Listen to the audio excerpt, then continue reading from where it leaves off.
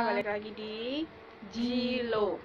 Hari ini kita bakal ngebahas 8 cerita horor legendaris paling menakutkan di Korea. Yang pertama itu didatangi arwah keluarga yang sudah meninggal. Konon katanya orang Korea itu sering didatangi oleh arwah salah satu anggota keluarga mereka yang udah meninggal lewat mimpi. Nah, biasanya kalau si orang meninggal itu masih memiliki suatu masalah yang belum terselesaikan, atau pihak keluarga itu masih memiliki hutang dan melakukan sesuatu yang salah sebelum pada saat dia meninggal, jadi sehingga dia itu nggak bisa pergi dengan tenang. Pernah di dalam sebuah acara televisi tentang cerita-cerita horor yang dialami orang-orang, jadi ada seorang cowok yang mengaku kalau dia itu didatangi oleh arwah neneknya yang sudah meninggal lewat mimpi. Nah, di dalam mimpi itu sang nenek itu memanggil-manggil nama dia dalam posisi setengah tubuhnya itu terendam air. Sang nenek itu memanggil-manggil dia di dalam posisi yang setengah tubuhnya itu terendam. Nah, katanya mimpi itu merupakan pertanda kalau jiwa kita itu akan dicuri oleh arwah jahat. Nah, si cowok ini terus mendapat mimpi yang sama berkali-kali, dan semakin lama itu semakin dekat dengan sang nenek. Nah, jadi suatu hari keluarga dia pun akhirnya menyadari kalau si nenek tadi masih menyimpan sesuatu yang sangat berharga, meskipun keluarga ini kemudian menyerahkan barang milik si nenek melalui upacara penghormatan bagi orang yang meninggal. Dan semenjak itu si nenek pun sudah gak pernah muncul lagi di dalam mimpi sang cowok. Kedua, itu ada hantu perawan. Hantu perawan kalau di Korea itu disebut Chonyo Guishin. Mereka itu biasanya muncul di bangunan-bangunan tak terpakai atau di rumah sakit, sekolah, kamar mandi umum, rumah persemayaman, dan di hutan.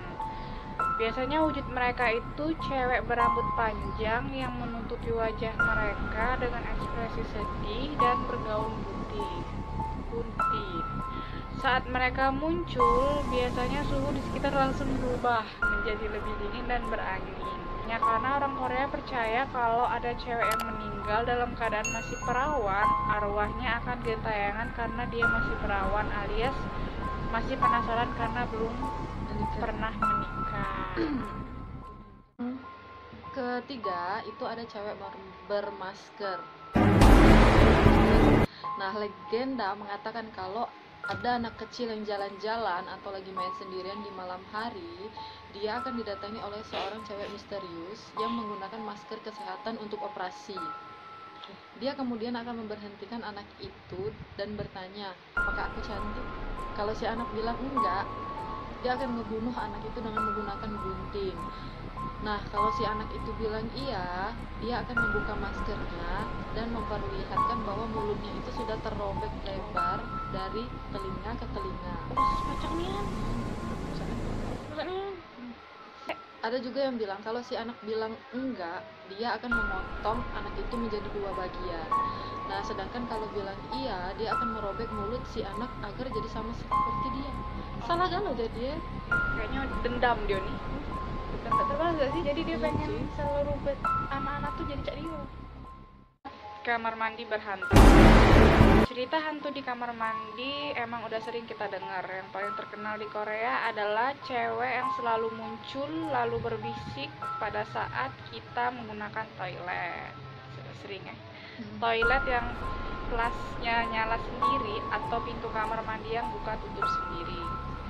Tapi yang paling terkenal itu hantu yang selalu muncul di toilet dan menanyakan penggunanya dia mau pakai tisu berwarna biru atau merah. Jadi kalau dia memilih merah, maka hantu itu akan menyerang kita atau memotong atau menusuk kita. Karena kalau berwarna biru, dia akan menggigit kita. itu ada taksi pencuri organ tubuh.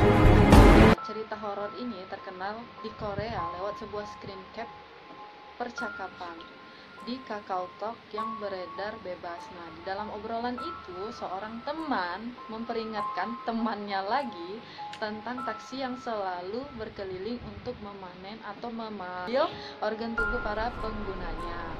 Nah, di dalam obrolan itu diceritakan ada seorang cowok yang menaiki taksi itu di daerah balai kota. Ditemukan ditusuk di lehernya dengan jarum. Selanjutnya, yang dia sadari adalah dia ditelantarkan di sebuah perkebunan dengan perut yang berdarah. Kemudian saat dia ke dokter, diketahui kalau salah satu ginjalnya itu sudah tidak ada. 6. Foto cewek berhitung. Di sebuah lokasi bekas kecelakaan parah, seorang cowok menemukan sebuah foto cewek cantik yang berpose dengan tangan lambang peace. Karena merasa si cewek cantik, cowok itu pun kemudian menyimpan foto tersebut. Bukan cewek cantik sih. Ternyata beberapa hari kemudian cowok itu tewas karena sebuah kecelakaan fatal. Selanjutnya cowok lain menemukan foto tersebut dan kembali memutuskan untuk menyimpannya karena si cewek cantik. Tapi ada yang berbeda di foto itu. Kali ini si cewek udah enggak berpose dengan tanda V, melainkan dengan jari tangan yang menggerakkan angka 3. Tiga cak ini apa tiga cak ini? Cak ini kali ya. Cak ini kali ya. Kan tiga kan cak ini cuma berlaku di Indonesia. Dengan jari 3. Ya, berarti jari si cewek akan terus bertambah menghitung korban sesuai jumlah korban yang mati akibat menyimpan foto itu. Misteri Wiji Wijaya. Jadi ada seorang cewek yang terobsesi dengan kecantikan menanyakan kepada seorang cenayang atau paranormal tentang krim yang bisa membuat wajahnya tetap terlihat muda. Nah, jadi sang paranormal pun menyuruh cewek itu menaburkan biji wijen ke tubuhnya lalu berendam. Merasa sangat senang, sang cewek itu pun langsung mencobanya begitu dia sampai ke rumah.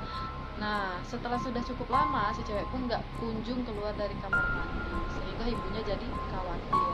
Jadi sang ibu mencoba mengetuk beberapa kali, dan si cewek pun bilang dia akan segera keluar dalam suara yang agak sedikit menangis. Nah, karena nggak kunjung keluar, si ibu pun memutuskan untuk masuk dan kemudian si ibu menemukan bahwa biji wijen tersebut sudah mengangkat, pokoknya dia tuh sudah merusak kulit anaknya. Jadi bener-bener kayak iya, jadi pori-porinya tuh lah sudah terisi oleh biji wijen tadi.